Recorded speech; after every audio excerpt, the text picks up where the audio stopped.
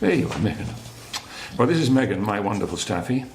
We've had her now for about just over a year, really. And she was 2 years old when we got her, and she'd been used as a breeder.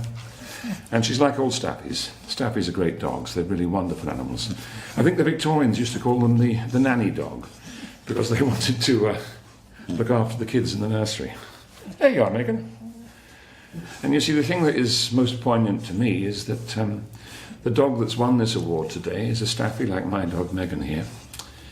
And very sadly, that dog's dead. Well, I've been involved with All Dogs Matter, a wonderful dog charity in North London for a couple of years now. And it's a marvellous charity to be involved with, and it gives me great rewards because I am a real animal lover.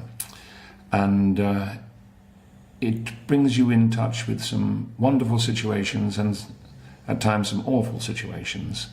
And the story we're going to hear now is one of the most traumatic stories I've encountered. It's the story of a wonderful Staffordshire Bull Terrier called Robbie.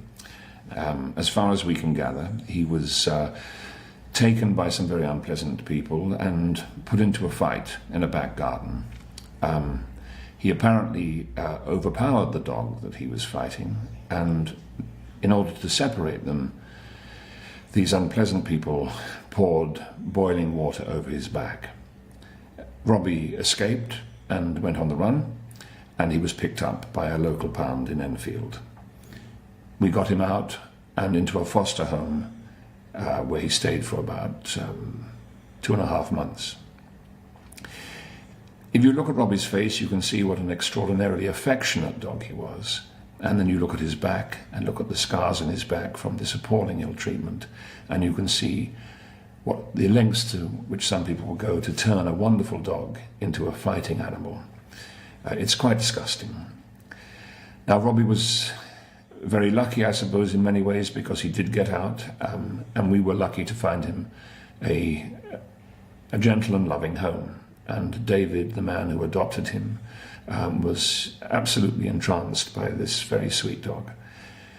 The sad part of the story is that Robbie clearly couldn't overcome the trauma that he'd suffered, and he only lived for 3 months. And one morning at about 1 a.m. he was very disturbed. David took him out to see if he wanted to pee. He didn't want to pee. He was just very, very upset. David took him back to his bed, sat with him, and Robbie died.